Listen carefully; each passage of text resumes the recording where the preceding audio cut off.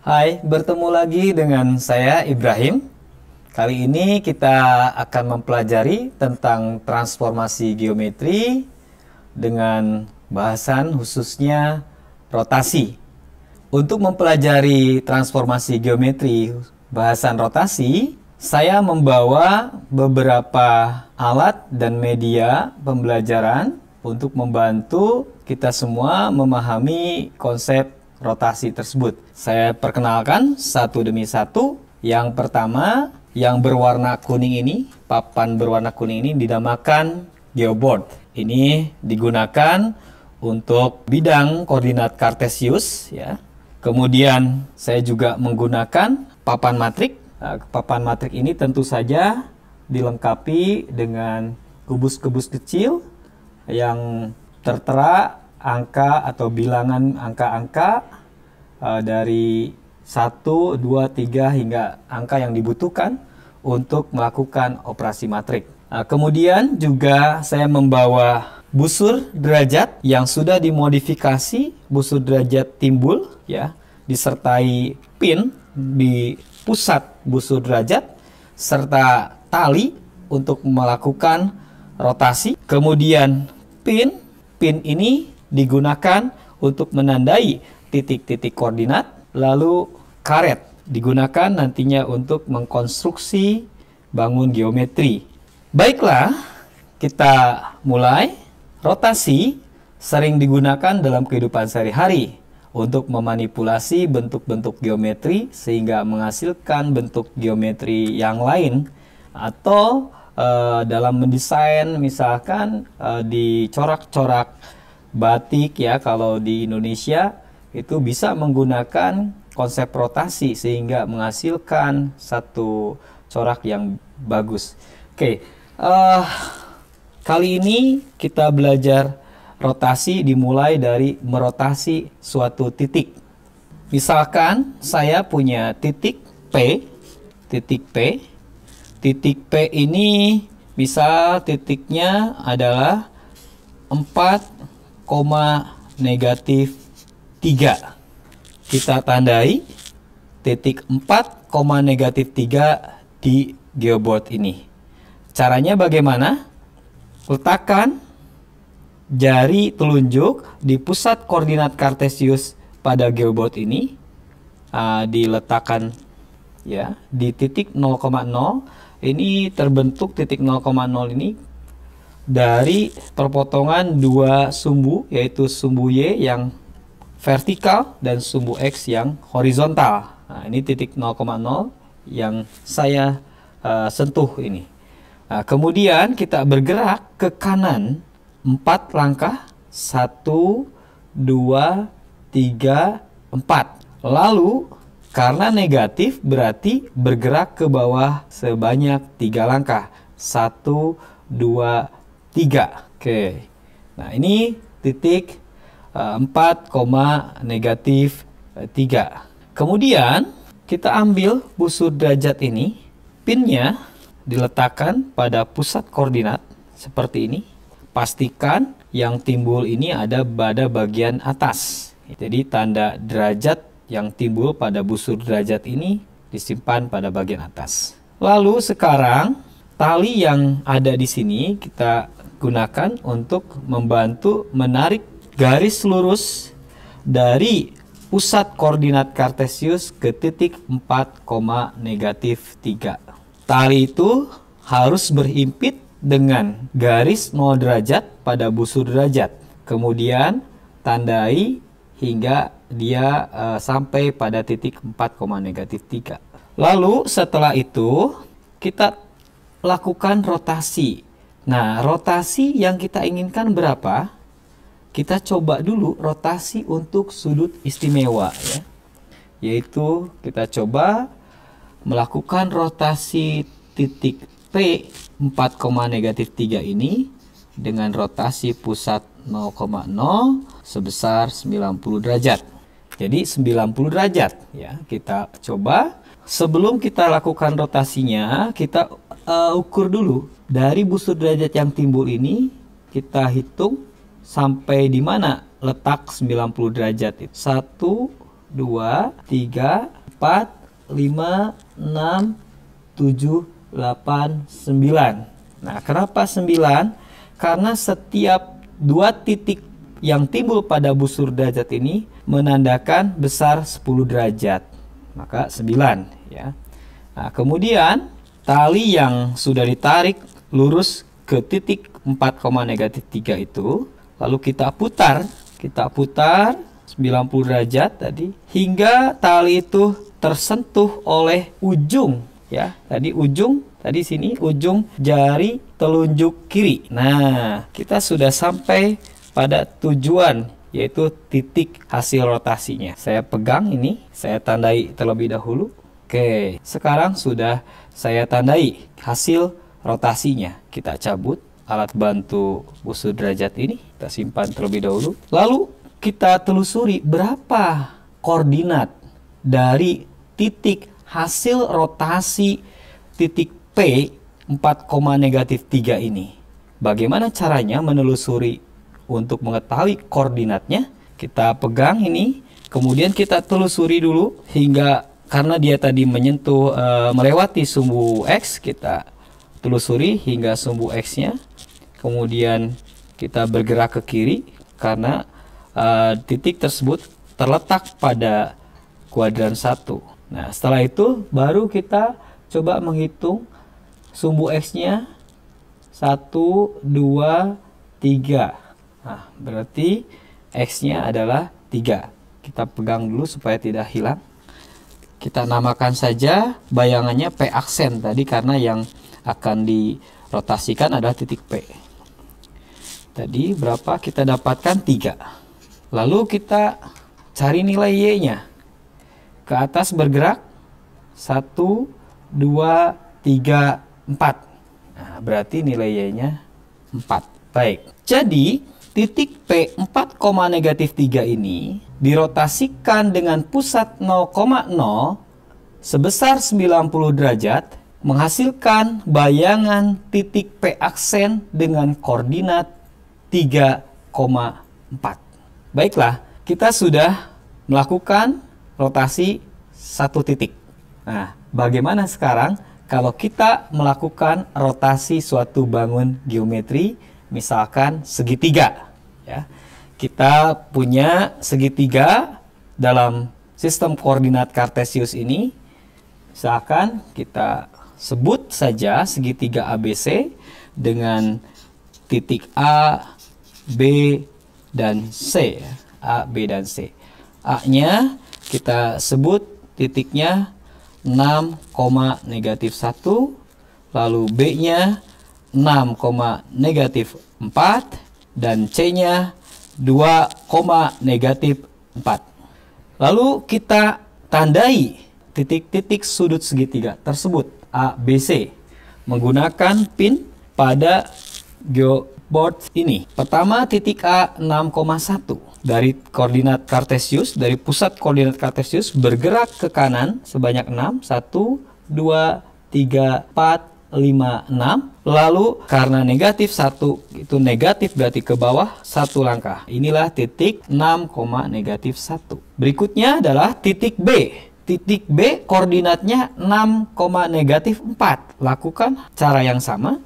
Dari titik pusat 0,0 bergerak 6 ke kanan 1, 2, 3, 4, 5, 6, ke bawah 4. 1, 2, 3, 4. Lalu yang ketiga, titik C. Titik C 2,-4. Ke kanan 2 langkah, 1, 2, lalu ke bawah 4. 1, 2, 3, 4. Kita sudah menandai 3 titik sudut segitiga ABC untuk menunjukkan bahwa dia adalah titik-titik sudut segitiga. Kita coba hubungkan menggunakan media karet.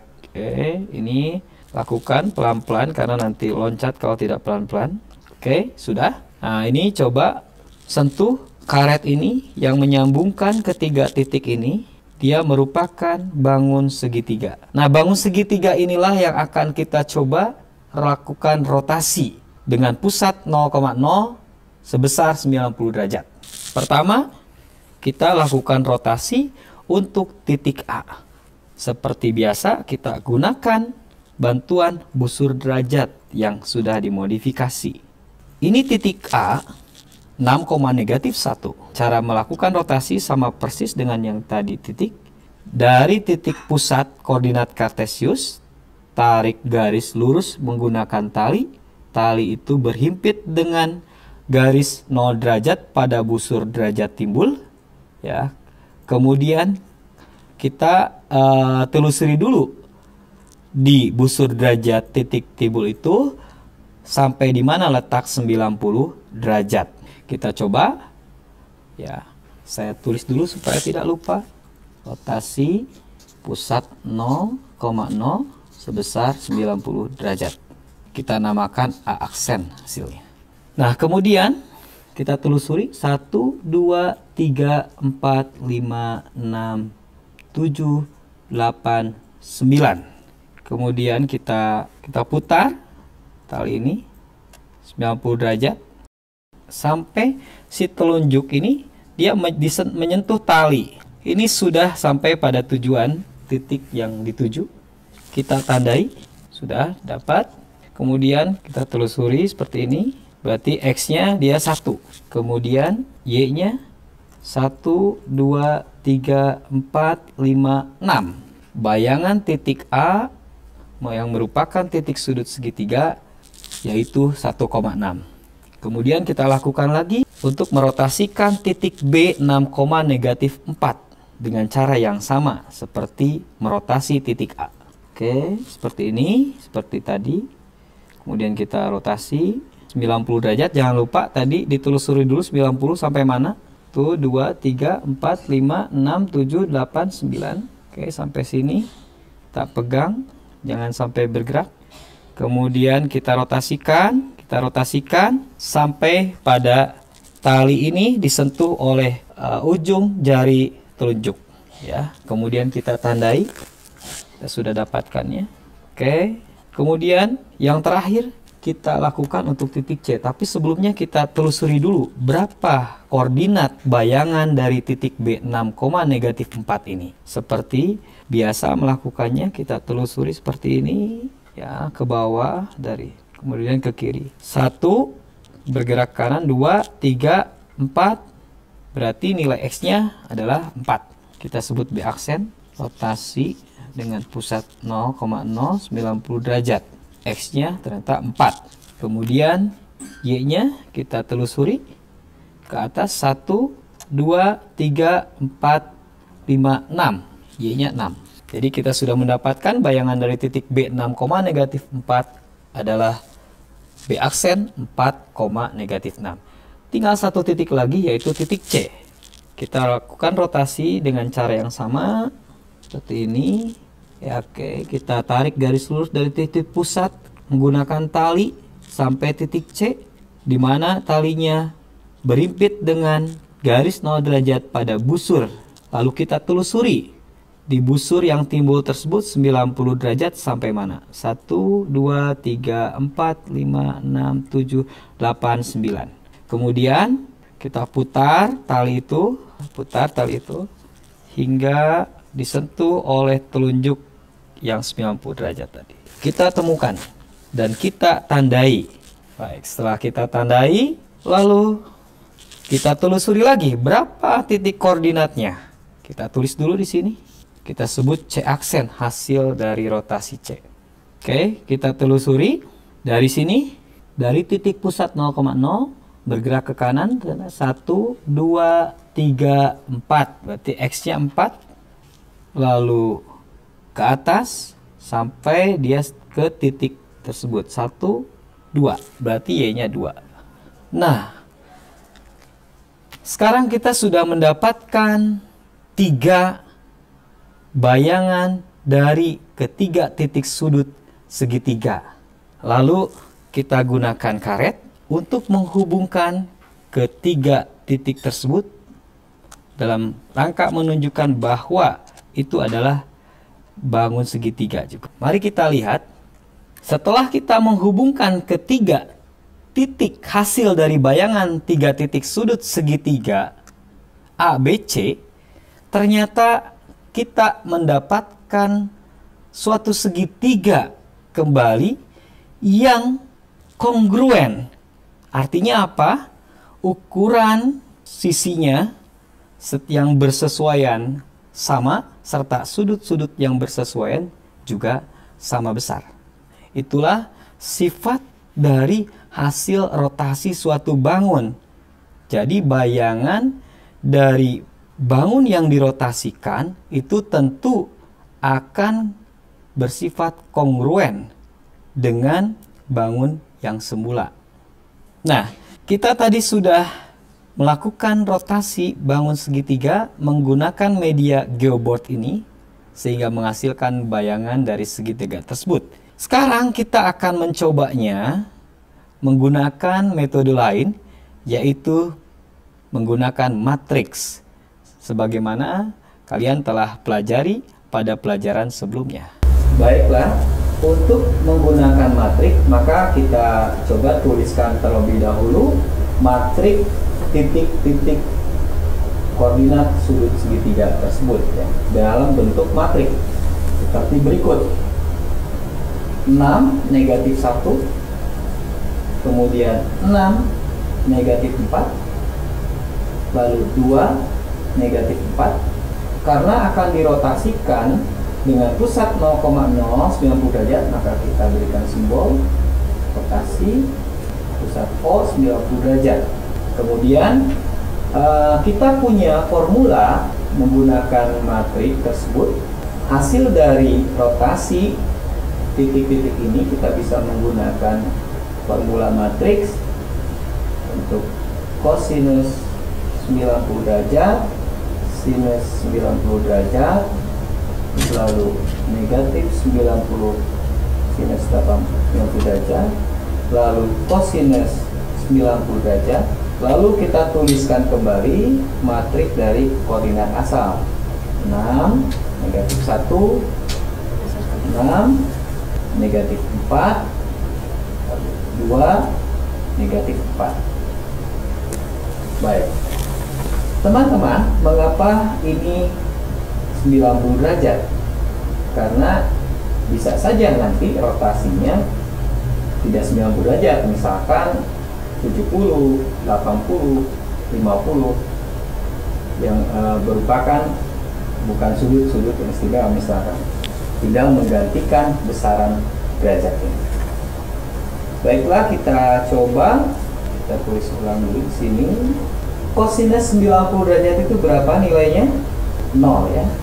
Lalu kemudian sinus 90 derajat 1, negatif sinus 90 derajat berarti negatif 1, lalu kosinus 90 derajat 0. Ini kalikan kembali dengan koordinat asal. Nah, sekarang kita sudah mendapatkan bentuk perkalian matriks. Bentuk perkalian matriks 2 kali 2 dan matriks 2 kali 3. Nah, teman-teman ingat ya, perkalian matriks itu khasnya, jadi kalau mengalihkan matriks tidak mungkin kalau 2 kali 3 dengan matriks 4 kali 6, itu nggak mungkin. Jadi kalau 2 kali 3 itu tentu nanti si baris yang matriks berikutnya harus 3 ya. Berarti di sini kebetulan di sini matriks perkalian matriks 2 kali 2 dan matriks 2 kali 3. Nah, di sini kita masukkan angka-angka yang sudah tadi kita tuliskan ke dalam lubang-lubang pada papan matriks ini. Untuk matriks yang pertama 2 kali 2 ordonya, baris pertama bilangannya 0 negatif 1. Kita tuliskan 0 negatif 1. Kemudian baris kedua 1 ya, bisa disentuh di sini ada bilangnya 1. Kemudian 0. Kita sudah letakkan pada matriks pertama, matriks 2 kali 2, baris pertama 0 negatif 1, baris kedua 1 0. Kemudian kita masukkan angka-angka pada matriks kedua. Matriks kedua untuk baris pertama kita cari 6, lalu 2 Kemudian untuk baris kedua, negatif 1, negatif 4, negatif 4. Sekarang matrik kedua sudah terisi bilangan-bilangannya. Lalu ini adalah operasi perkalian tadi. Kita letakkan operasi kalinya pada lubang untuk operasi kali. Mari kita mulai mengalihkan. Teman-teman masih ingat cara mengalihkannya pada materi matriks? Perkalian matriks adalah perkalian baris dan kolom. Ingat itu kata kuncinya, perkalian baris dan kolom. Untuk mengisikan di sini kita letakkan dulu simbol sama dengan. Kalau perkalian 2 kali 3 berarti hasilnya nanti apa? 2 kali 3. Pertama, baik, kita lakukan operasi perkalian matrik. Pertama, untuk mengisi baris pertama, kolom pertama, maka kita melakukan operasi hitung, yaitu baris pertama, kolom pertama dikalikan pada matrik kedua, baris pertama, kolom pertama, ya, yaitu 0 kali 6 ditambah perkalian baris pertama, kolom kedua, dan baris kedua, kolom pertama. Itu negatif 1 kali negatif 1. Hasilnya adalah 1. Kita letakkan di baris pertama, kolom pertama pada matrik hasil. Oke, sudah. Kemudian kita lakukan lagi perhitungan untuk mengisi pada matrik hasil di baris kedua, kolom pertama, dengan melakukan perhitungan baris kedua, kolom pertama dikalikan baris pertama, kolom pertama ditambah perkalian baris kedua, kolom kedua kali baris kedua, kolom pertama, yaitu 0 kali negatif 1 ditambah 1 dikali 6 sama dengan hasilnya adalah 6. Kita cari 6, kita letakkan pada matrik hasil baris kedua, kolom pertama. Kemudian kita lakukan perhitungan lagi untuk mengisi baris pertama, kolom kedua dengan cara melakukan operasi hitung baris pertama, kolom pertama dikalikan dengan baris pertama, kolom kedua ditambah perkalian baris pertama, kolom kedua dan baris kedua, kolom kedua. Berarti 0 kali 6 tambah negatif 1 kali negatif 4 menghasilkan 4. Kita cari 4, kemudian kita letakkan di baris pertama, kolom kedua. Kemudian sekarang kita mencari bilangan untuk mengisi pada baris kedua, kolom kedua. Didapatkan dari perkalian baris kedua, kolom pertama dikalikan dengan baris pertama, kolom kedua ditambah perkalian baris kedua, kolom kedua dengan baris kedua, kolom kedua. Berarti perkalian 1 tambah 6 tambah perkalian 0 kali negatif 4 menghasilkan 6. Kita cari 6, kemudian letak. Baik, kita lakukan untuk mendapatkan bilangan pada matrik hasil di baris pertama, kolom ketiga dengan cara melakukan perkalian pada matrik pertama dan matrik kedua, yaitu perkalian baris pertama, kolom pertama dengan baris pertama kolom ketiga tambah perkalian baris pertama kolom kedua dan baris kedua kolom ketiga. Berarti perkalian 0 kali 2 ditambah negatif 1 kali negatif 4. Hasilnya adalah 4. Kita cari rumus yang bernilai 4, kita letakkan pada baris pertama kolom ketiga. Tinggal satu lagi. Mari kita lakukan perhitungan tinggal satu lagi. Baris kedua kolom ketiga. Dengan cara melakukan perhitungan baris kedua kolom pertama dikali baris pertama kolom ketiga ditambah perkalian baris kedua kolom kedua dengan baris kedua kolom ketiga. Berarti 1 dikali 2 tambah 0 dikali negatif 4 menghasilkan bilangan 2. Kita cari 2 dan kita letakkan di baris kedua kolom ketiga. Nah, kita sudah mendapatkan matriks hasil dari perkalian ordo 2 kali 2 dan ordo 2 kali 3, di mana ordo 2 kali 2 tadi merupakan formula untuk rotasi berpusat 0,0 sebesar 90 derajat, sementara pada matriks kedua yang berordo 2 kali 3 merupakan titik awal dari koordinat yang akan dirotasikan. Hasilnya kita memperoleh suatu matriks 16, 46, 42. Oke. Lalu bagaimana membacanya matriks ini untuk dijadikan suatu titik koordinat kartesius? Cara membacanya berarti satu kolom ini, jadi kolom pertama ini merupakan urutan dari satu titik koordinat kartesius x dan y. Berarti di sini 16. 16 merupakan titik koordinat kartesius, kita tulis 1,6. Ini berarti adalah bayangan dari titik A. Kita namakan A aksen.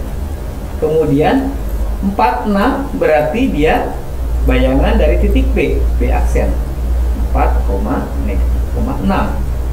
Dan 42 pada kolom ketiga berarti dia bayangan dari C. Kita namakan C aksen 4,2.